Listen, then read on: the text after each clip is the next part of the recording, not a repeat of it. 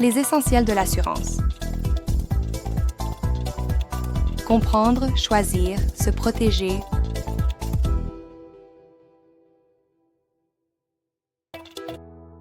Le principe de l'assurance.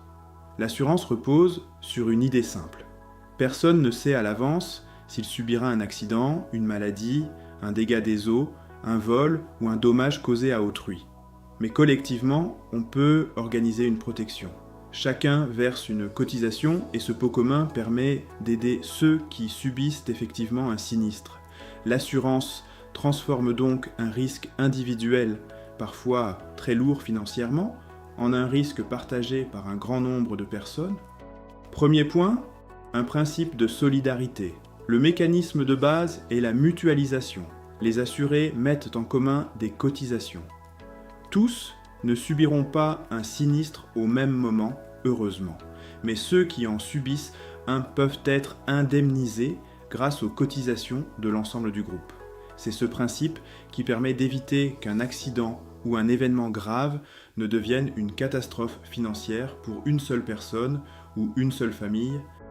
Deuxième point, des assurances obligatoires. Certaines assurances sont imposées par la loi parce qu'elles protègent non seulement l'assuré, mais aussi les autres. Il faut distinguer notamment les assurances sociales obligatoires et les assurances privées obligatoires. Les assurances sociales couvrent des risques comme la maladie, la maternité, les accidents du travail, la retraite ou la famille. Elles relèvent de la protection sociale.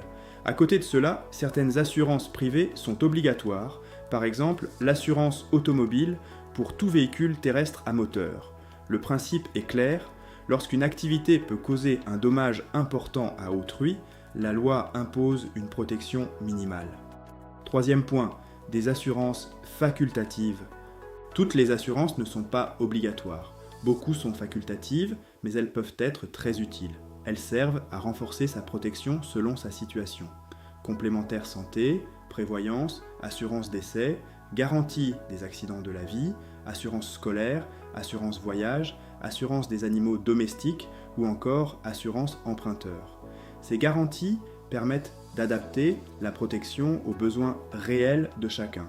Elles ne sont pas toujours imposées par la loi, mais elles peuvent devenir pratiquement indispensables dans certaines situations. Quatrième point, les grands domaines de protection. L'assurance peut protéger plusieurs dimensions de la vie.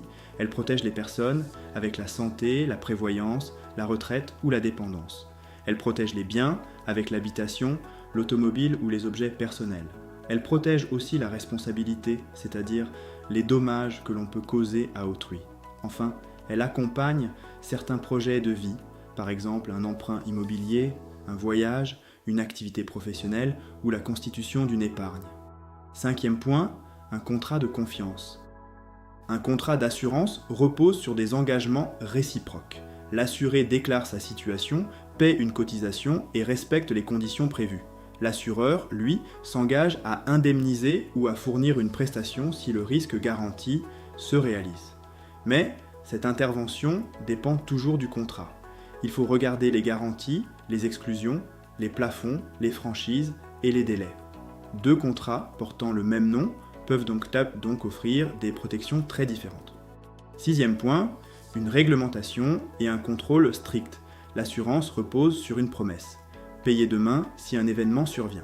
Il est donc essentiel que les organismes d'assurance soient solides et contrôlés. Aujourd'hui, en France, le contrôle prudentiel est assuré par l'autorité de contrôle prudentiel et de résolution, l'ACPR.